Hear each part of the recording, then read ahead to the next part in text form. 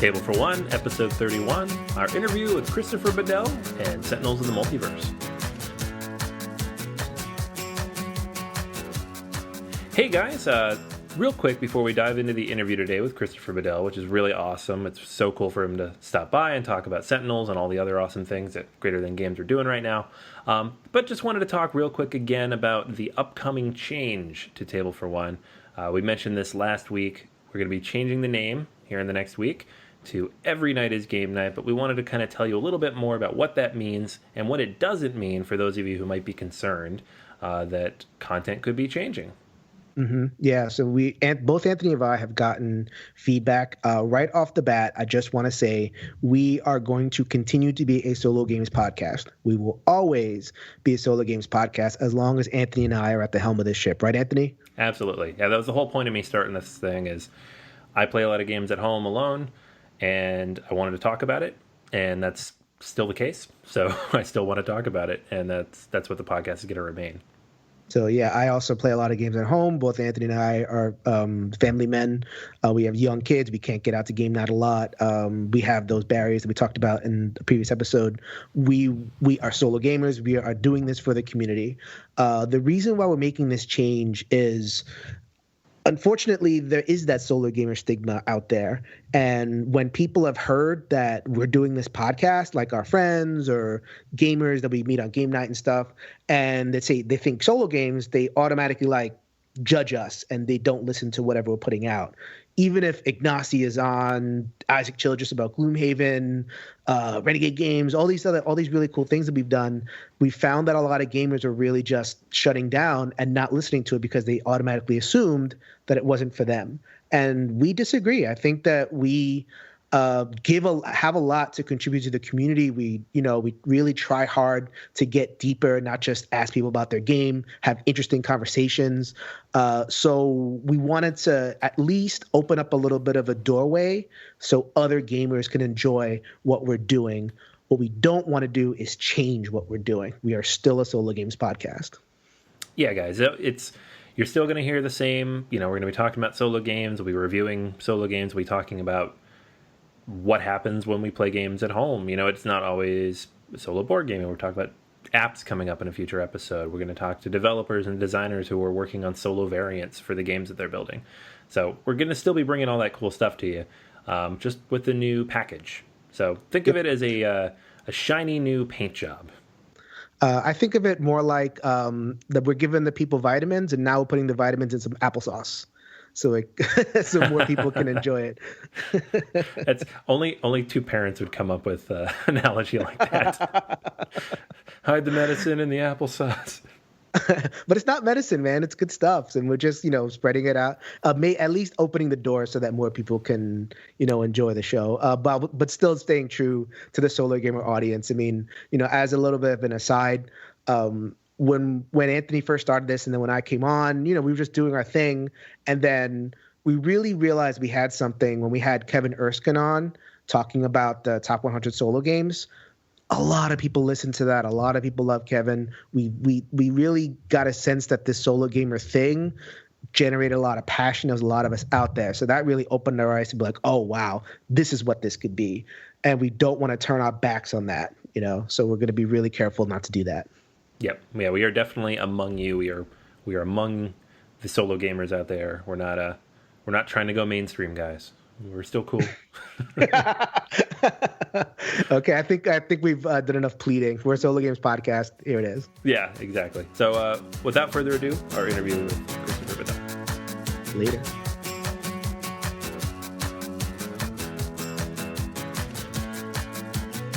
Hey everybody, welcome back to episode 31 of Table for One. This is Anthony once again with Jason. Yo, my peoples, what's up? And guys, got a special episode for you this week. Got a guest stopped by from Greater Than Games, Christopher Badell. Welcome, Christopher. Thank you so much. It's great to be here. All right. So we wanted to have you on for lots of reasons. You are the designer of voted number 20 on the BGG Top 100 Solo Games list, which among solo games, that's pretty darn high. I'll take it. Sentinels of the Multiverse, and is definitely a perennial up there. So we definitely want to have you on, talk about the game. You are the lead designer on it, so we get some design insights out of that, and then we can kind of lead it to some of your other Greater Than Games stuff. So that's the plan. How's that sound? That sounds great. All right, very cool. So first of all, just tell us about yourself. Tell us about yourself as though you are lots of hats. You are the designer. You are a designer. You are a writer. You you have lots of stuff going on. So tell us a little bit about yourself. Sure, absolutely. So I've been playing games for a long time, and I've always loved cooperative games. I've always loved collaborative storytelling, things like that. I played a bunch of RPGs and as well as a bunch of board games, card games. But I always wanted a game that made me feel like a comic book superhero. And my good friend Adam, who's the artist for Sentinels, he and I have been friends for 20-something years at this point, and we played games a bunch together our whole lives. And not now, since like 7 years ago. It both feels very recent and also like it's been our lives forever at this point. But we sat down and we're like, we really want a superhero comic book card game in which we feel like we're heroes. We're not controlling a team of heroes. We're not heroes fighting each other. We're a group of heroes working together against an impossible foe in a bizarre, ever-changing environment. And so we just wrote that game. I am the game design guy. I write the mechanics, and I also write the stories. And Adam is the artist. He does all the art, but he and I also do a lot of collaborative storytelling together throughout the process.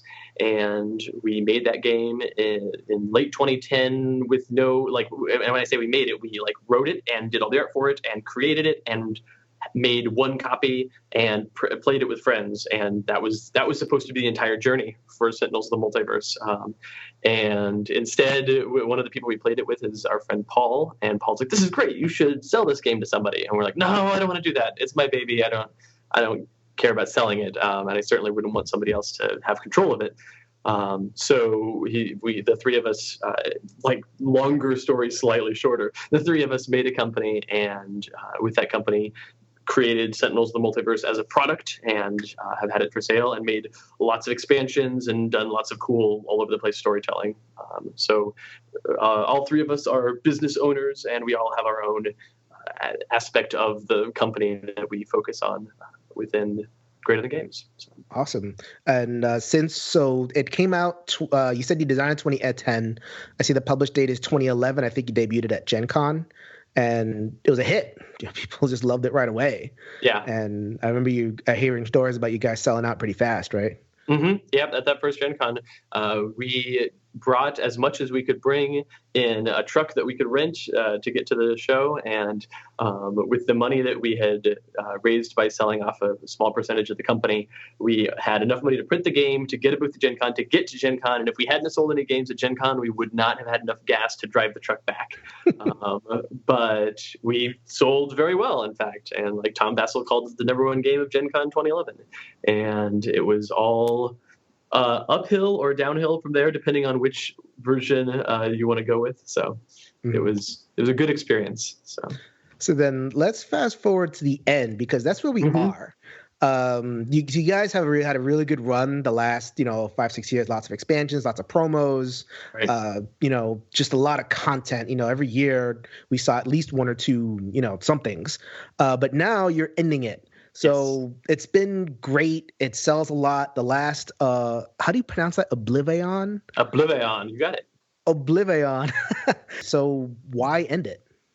Yeah. So and that was the question that we got throughout the whole campaign because we did a Kickstarter for Oblivion. And the question was wait, this is doing really well. Why are you guys ending it? And the answer is because this is the end. This is the intended end from the beginning. From the very beginning, when Adam and I sat down to draft out what Sentinels of the Multiverse could look like, we wanted to play a game in which you were a comic book hero. And one of the important features of comic book heroes is they have a rich comic book history. You can look back at where they've been and who they have been and how they've changed, and quotes of theirs and stories from various books. And so we created all those things. We created a whole history of comics that these characters had lived through. And all of the cards have quotes from flavor text or quotes from different comic books with issue numbers, and I have notes on all of those things. And We wanted to be able to reference that, and part of that too is like, okay, well, with this game, I'd want to go through and have kind of an arc of, let's tell this specific arc of the history of Sentinel Comics, in which all these characters are doing different things, and there's a specific point we're going through. And so the first game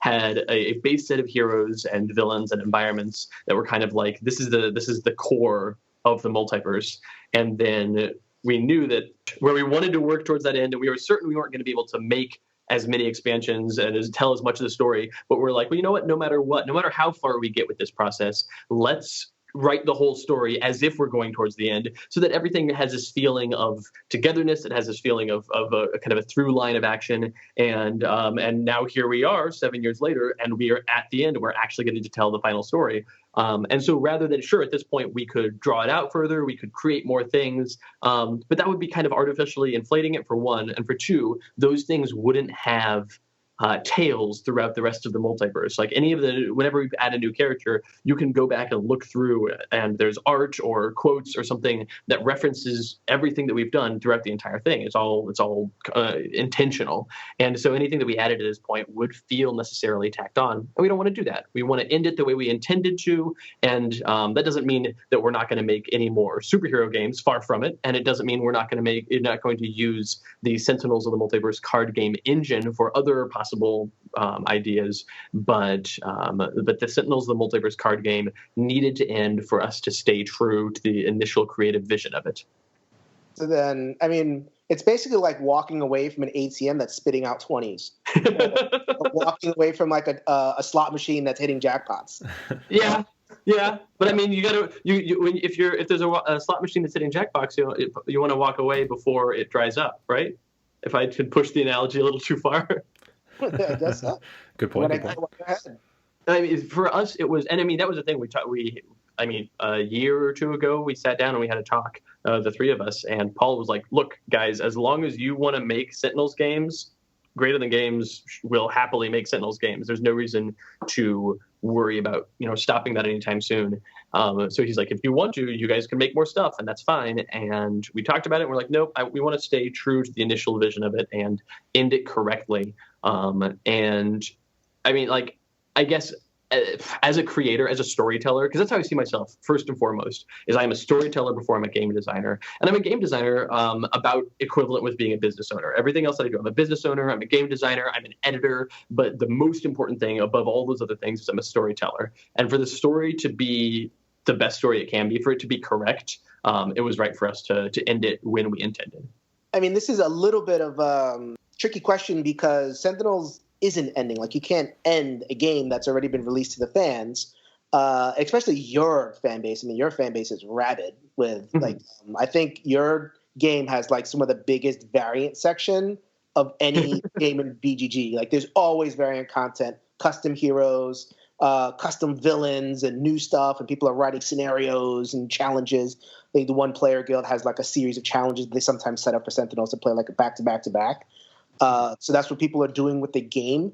In particular, there was a user, TossX, his real name is Matthew Bishop. He made an entire line of alternate heroes that I found awesome. Like, I happily printed his stuff, didn't pay for it or anything like that. He didn't profit from it, but, just use a printing service, and there it was. So what is your relationship with the fan community when it comes to that generating content?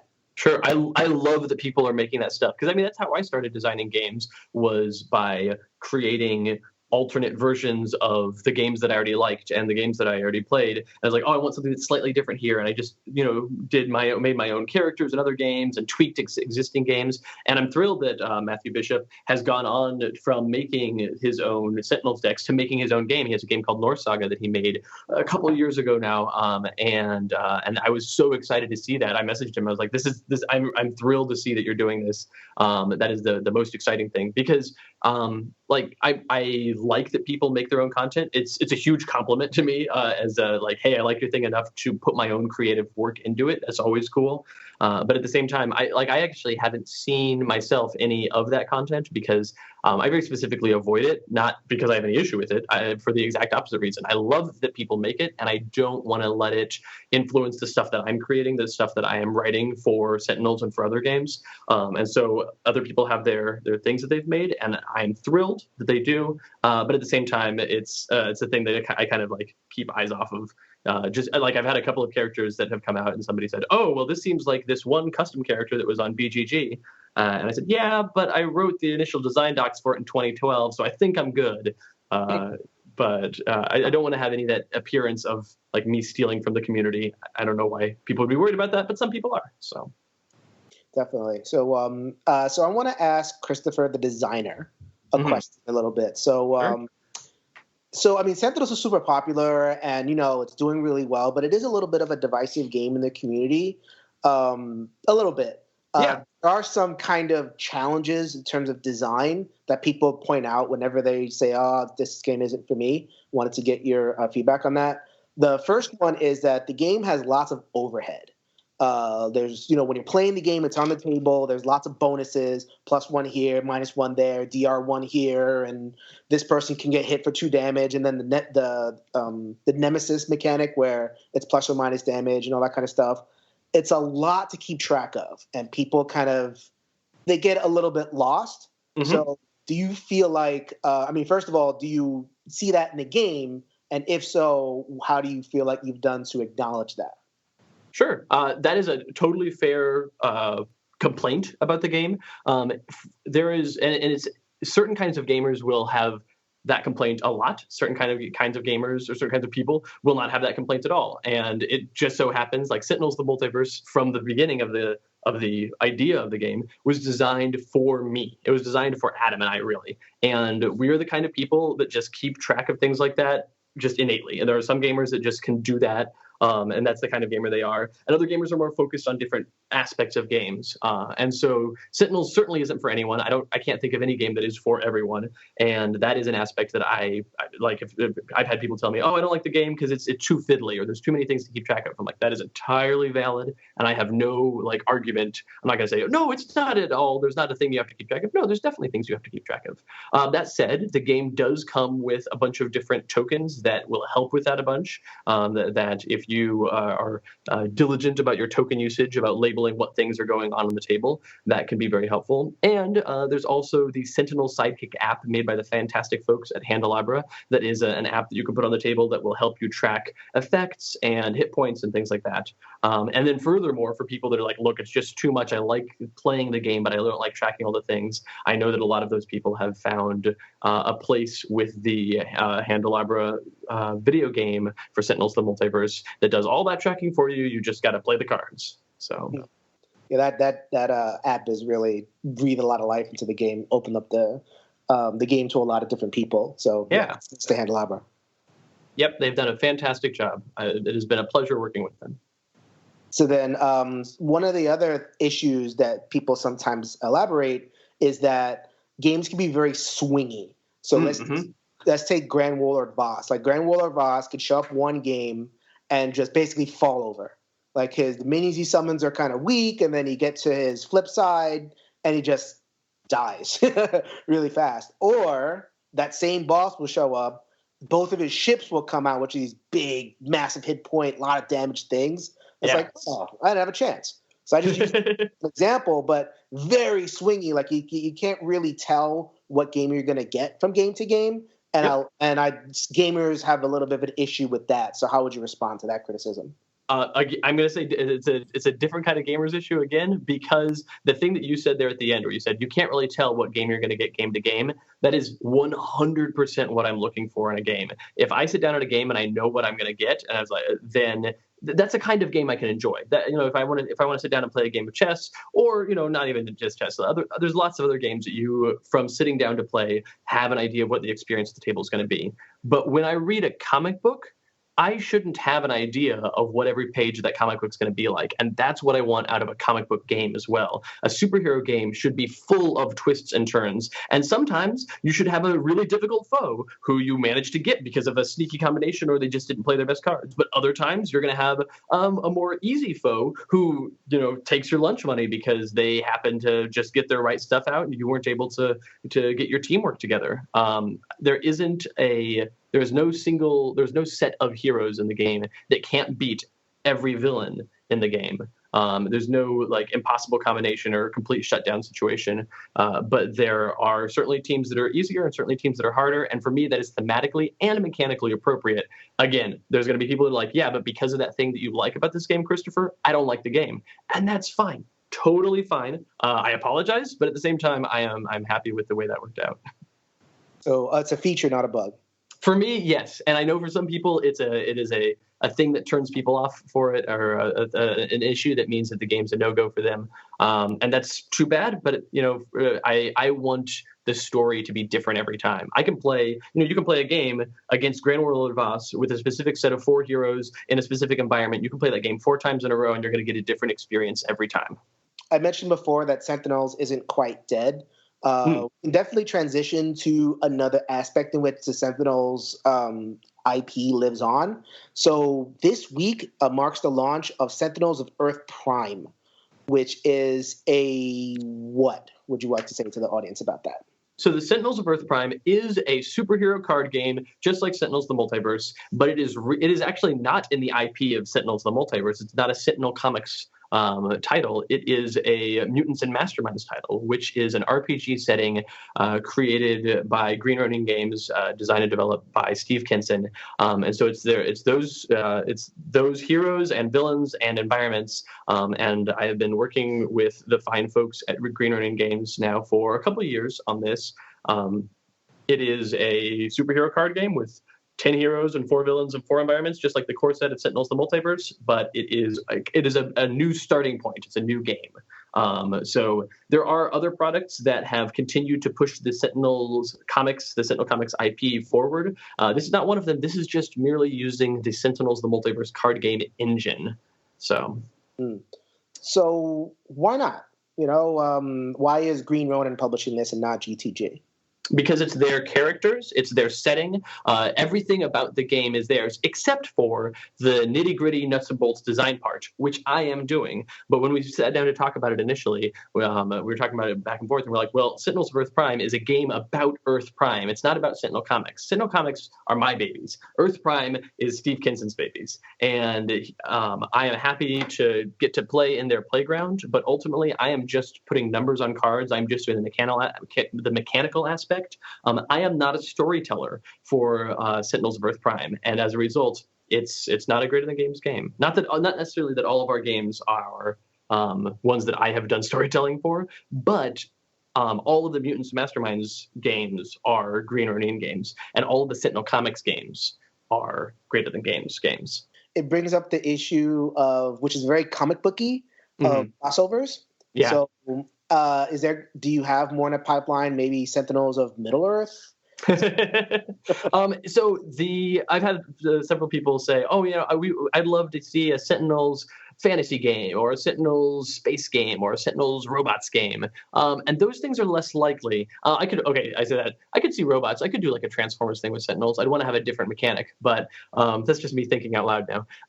With Sentinels, the Sentinels card game engine was written to represent comic books, to make you feel like you're a comic book hero.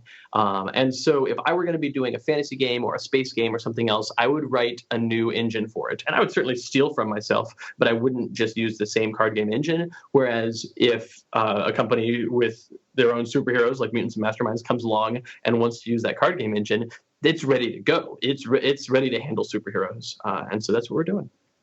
So they basically kind of like you're a consultant or a contractor. They say, okay, let's give you a little bit of money or whatever it is, employer services, and boom, here you go. Essentially, we're essentially dual publishing it in that it'll have both the Greater Than Games and the Green Ronin logo on it. So they're not necessarily paying me specifically so much as the companies are working together on the production. But and we'll be printing it with the printer that we printed all the other Sentinels cards games, because that printer's gotten really good over the years at printing Sentinels card games. But it will be publishing it through the Green Ronin channel, and I will be there as a designer, developer, editor, that sort of stuff. Cool. So as Sentinels of Earth Prime, now on Kickstarter. Now that we've transitioned into a little bit of the next, what's coming for Greater Than Games and everything, I've identified 2 titles from Greater Than Games that are of interest to our community, the solo gamers community. The first is Fate of the Elder Gods by Richard Launius. And Daryl Lauder. And Daryl Lauder and Chris Kirkman. Yes. So this is a game in which all the players are cultists, and they're working competitively to summon an elder god. And you go around the board, you activate different abilities, and you're trying to be the one that does this thing first. And you're also getting resistance not just from the other players, but from these little investigators that are kind of like taking out your cultists and disrupting your plans and all that kind of stuff. So pretty competitive. The solo mode is not versus an automated opponent, which is pretty, we like that in the community. When the opponent's automated, it causes a little bit of issues. In this game, it seems like it's like these investigators just got superpowers, and you're just kind of racing against the clock to get these things summoned. Yeah, I mean, the thing that really stands out for me about Fate of the Elder Gods is that it's not your typical, it's not your dad's Cthulhu game, in that it is it's not, most Cthulhu games are, you have to deal with the darkness and the cults and the elder gods, and it's awful. But you're like, no, we are the darkness and the cults, and we're trying to get our elder gods to come in, and the opponents are the investigators. And so it's fun to turn that on its head. And additionally, the thematic feel of the game matches up really well with the mechanics, where you're casting spells and you're doing dark rituals, and it's a great experience. It's a great melding of solid mechanics and really fun thematic gameplay. So is that a little bit of a tricky thing, though? I guess maybe I associate Greater Than Games with more of a family-friendly vibe with the comic books and everything. This one, you're cultist summoning an evil god. Is that a little bit of a dissonance for you guys? Yeah, I mean, the trick there is that, yes, you're doing like dark rituals, but they're called things like dark rituals. It's not like, murder a puppy in the streets. You're not going to have that darkness isn't going to be specifically named and illustrated. It's going to be more the trappings of darkness. So that's pretty manageable that way. But yeah, it is definitely a different sort of feel. But that's exactly what we want. We can't just be nothing but superheroes all the way down. Right. So it's like summoning plush Cthulhu. Yeah. You want to look at it that way? All right. So the next game is Spirit Island by R. Eric Roos. Is that how you pronounce his last name? It's Eric Royce, actually. Royce. Okay. So this is a classic co-op game that can be played solo. Tell us a little, as opposed to me giving the description, the game better. You can give us a little bit of the description. Sure. So Spirit Island is a cooperative game in which you play as a spirit who's living on an island. Now, you've been living on this island for all time, and you might be a spirit of the wind, or a spirit of the trees, or a spirit of the shadows. And you're some sort of natural spirit that exists on this island. And there's some native islanders called the Dahan people that you've coexisted with for a long time. And some of the spirits are terrifying to the Dahan, but some of the spirits are helpful to the Dahan and help them with crops or with surviving the dangerous aspects of nature, like beasts in the wilds. But then one day some boats show up on the shores, and those boats begin unloading explorers, and those explorers move their way inland. And at first the spirits don't care, because, hey, people exploring the island, that's fine. That has never been a problem for us before. But then those explorers start building towns, and those towns turn into cities, and those cities begin blighting the land by their very presence. And that blight destroys the presence of the spirits, and certain, especially some of the smaller, minor spirits, get destroyed and obliterated right off the bat. And the spirits realize, oh, wow, this is bad. We need to join forces. We need to band together and work against these invaders and drive them from our lands and destroy their ships and keep them frighten these invaders so they will leave our island in peace before we're all blighted out of existence. And so it's a cooperative game in which everybody's playing a spirit, and all the spirits are very different. They're very cool, and you've got to kind of work against the game. The game itself is essentially playing a 4X game against you, where there's invaders that are exploring the land and then they're building settlements and cities, and then those cities are pumping out blight and things, and you have to fight against that and drive them off the island. And there's lots of cool different ways to play. There's lots of ways to lose, and there's also lots of ways to win. At the beginning of the game, you can only win by destroying all of the invaders, the explorers, the cities, and the towns, all of it. But as you increase the fear in the hearts of the invaders, you're able to unlock different victory conditions that you can get to over the course of the game. So it's got a lot of cool interplay. So players who are familiar with games like Mombasa or Goa, it's almost like playing a mirror of that, or like a reverse of that. Yep. So where in a game like Mombasa, you're colonizing Africa, which, I feel bad for poor Africa. Right. Now you get a chance to play Africa, quote unquote, in the form of these spirits, resisting whatever the stuff is going on. But as opposed to a competitive 4X game, you're playing a cooperative resistance game. So, but you're still doing your own thing. You're still resource managing. You're still, have to do this. You have to have enough of this for this. So, and that's another way in which it seems like Greater Than Games kind of stretching itself. You guys don't really have any Euro-y titles. Like, this isn't a Euro, but there's a lot of stuff that's evocative of that. So right. Was that an intentional thing? Oh, absolutely. Really, the big thing was that in 2012, 2013 at Origins, it was a while ago, I ran into Eric. I'd never met him, but he had this prototype of this game that was gorgeous and had a cool map. And I say gorgeous, it was a normal black and white prototype, and yet the idea behind the game was so cool with this spirits and this island and everything. And I got to chat with him a bunch, and he and I had a bunch of conversations over the next couple of years about the development of this game, not necessarily with any intention to publish it at that point, but he was developing a cooperative game, and I was a designer of a cooperative game. So we shared lots of notes. And then when it came time for him, he was looking at various publishers, and then he was talking to us, and he goes, well, what if you guys published it? And we were like, oh boy, let's think about that. And we came to it, was like, you know what? No, that we'd love to. It's a great game. It is probably my business partner Paul's favorite game. And for us, it filled the same niche that Sentinels for us. It was a game that we always wanted to play. I wanted to play a game that made me feel like a superhero, that had that cooperative element. And there wasn't something like it that was out in the market that filled that niche for us. And this is what Spirit Island was as well. That there wasn't something like this out there. It was the opposite of some games, and it had cooperative elements that we'd seen in other games, but it itself was something unique. And that's what we wanted. Right. So, I think we're just about at the end of our time. Wow. Really felt like it flew by. Greater Than Games just has a lot going on. We've picked out the stuff that's of interest to the solo community, whether it's Greater Than Games or Sentinels in the form of another company's IP. Maybe you could tell us just a little bit about some of the other things you have going on, and then, sure. We'll go from there. Yeah, so I've got two games that actually advance the Sentinels IP itself. One is called Sentinel Tactics, and that is a dice-rolling tactical miniatures combat game using the characters and the settings from the Sentinels of Multiverse world. And so there is that way in which Sentinels is living on in a different game. Additionally, coming out later this year, actually in the second half of this year, we'll be kickstarting an RPG, a tabletop pen and paper RPG called the Sentinel Comics role-playing game that we have been developing in-house here, and it is going to be a lot of fun. It's not so good for solo play because it's a group sort of thing, but that is still something for the Sentinels crowd. So the Oblivion Kickstarter, will that deliver before the RPG kicks off? Yes. Okay, so we are going to have our grubby little hands on Oblivion before the RPG kicks off. Yes. I'm not going to start the Sentinel Comics RPG Kickstarter. Like, ultimately, I control when we push the button on the Sentinel Comics RPG Kickstarter, and I'm not going to push that button until Oblivion is in the backer's hands. Wonderful. Great. Yeah.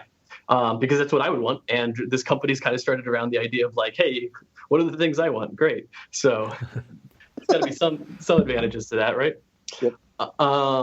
The other thing was a game that you did not bring up that I would feel like we'd missed out if we hadn't brought it up is a game called New Bedford, which is a whaling game that just came out last Gen Con for us, and is designed by Nat Levon, and it is a fantastic game. It's one of the best like Euro-y worker placement, resource management type games that I've ever played. I love it. I genuinely love the game. I had nothing to do with the design or the development of the game, so I can just talk about it as a fan, even though it is a game that we publish.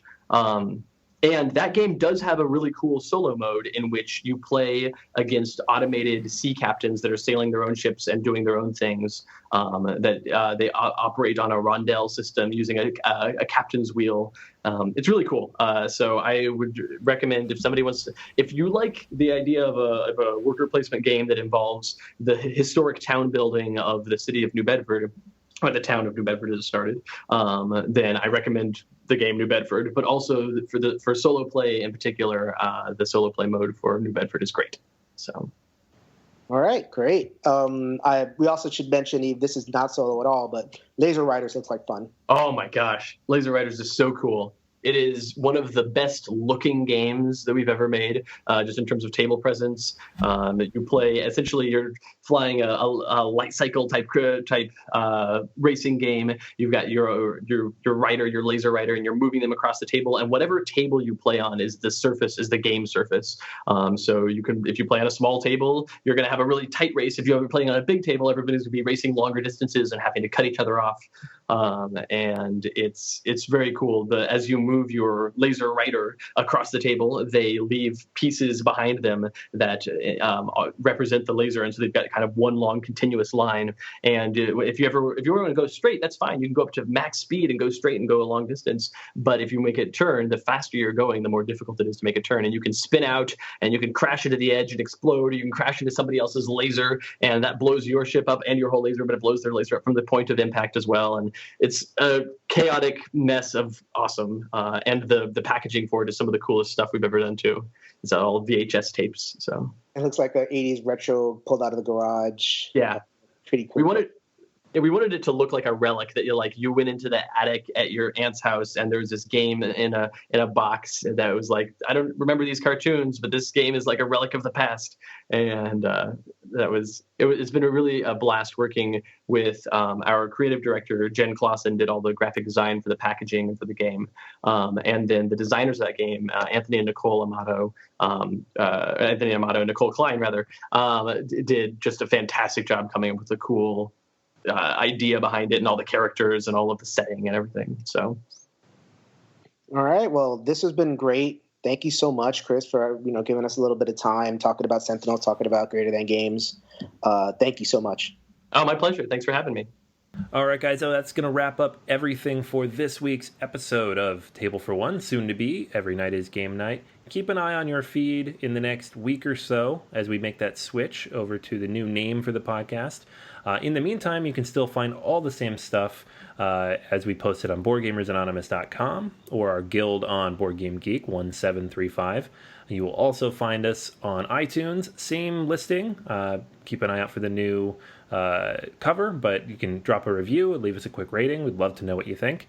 And then, of course, on Twitter, at BGA Podcast. And I believe we have a new handle going up for the podcast name change, right, Jason? Yep. All right, so keep an eye out for that one as well. And we're everywhere, so make sure to drop us a line and let us know what you think. But until next time, that's going to be everything for this week, and we'll save you a seat at this Table for One. Later, everybody.